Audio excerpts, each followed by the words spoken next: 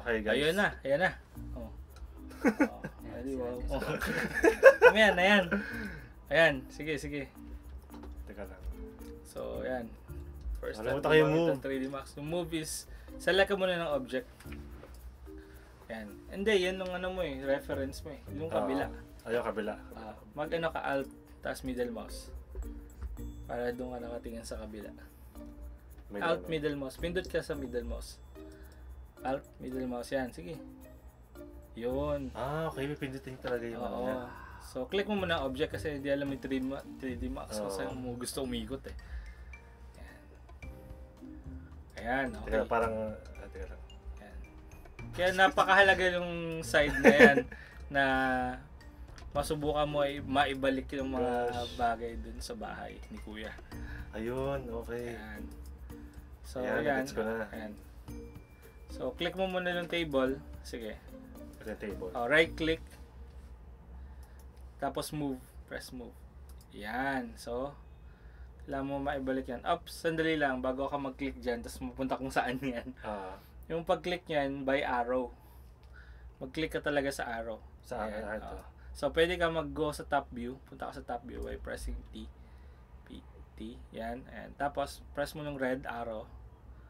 Tapos, yan. Sige. Yan. Ayan. Tapos punta ka sa left view. Left view. By pressing L. Ayan. So, alam mo na nakabalik na siya doon. Okay. Punta ka sa perspective view para makita mo yung ano niya. Ayan. So, di ba? Ang sunod niyan, nadagalaw mo, Control Z. Control Z. Ayan. Ang sunod niyan, kailangan yung chair maibalik mo. Ayan, sige. Ay, sorry. Ayan. Ano pala? So, pwede ka gumamit yung tinatawag na technique na gamitin mo yung mga viewport. Yan, mahirap mag-ganyan. Kasi baka kung saan na napunta ngayon yan. Tingnan mo. So, dyan ka talaga sa top view. Wag ganun. Wag mo i-ganyan. Pag bago pa sa 3D Max, suggestion talaga gamit ka by by arrow. Yan. Tapos punta ka sa perspective. Press. Yan, di ba? Umano siya. Nasa baba yung, yan. Huwag mo mag-click kahit saan. Hindi Photoshop yan. Ano tang Photoshop na yan. Press Z para zoom. Z. Yan. L. Left view. Yan. Sige. I-ano mo na. I-arrange mo yung upuan. Yan. Pag ganyan, i-zoom mo. Mag-zoom ka. Zoom. Mag-zoom ka. Hindi, yung sa mouse. Yan. Okay. Para yan. Akit mo. Yun. Perspective view ulit.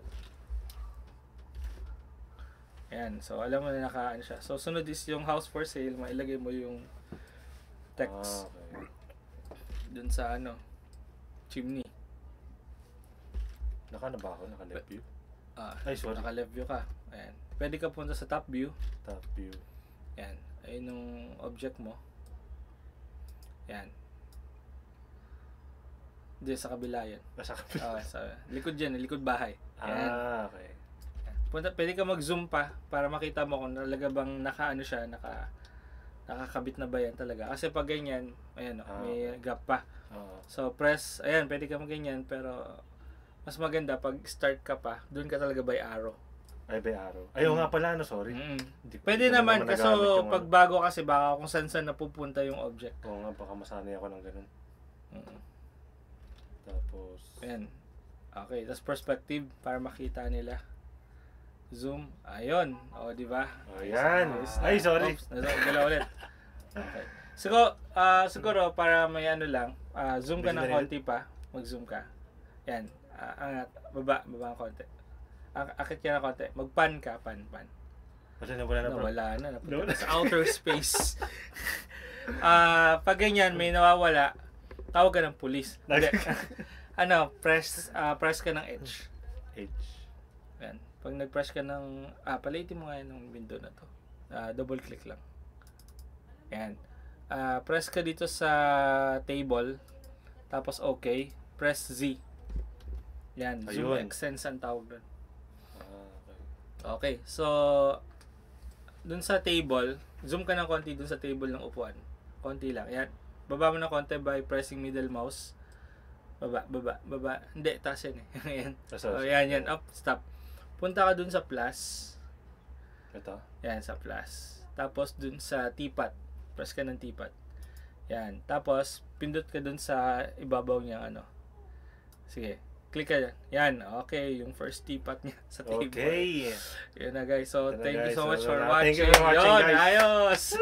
Level 1. Level 1 pass. Yan. Success. Success. Amazing. Amazing. Thank you for watching. Ayun na, like, comment, and subscribe. First time sa 3D Max, tuto mag-move object. Sunod yung move naman. Assignment mo na yung assignment mo na lang yung ikaw nagagawa na ito mismo. Papakita ko yung yung and papakita natin yan sa vlog. Part 2. Yun na. Bye guys. Thank you.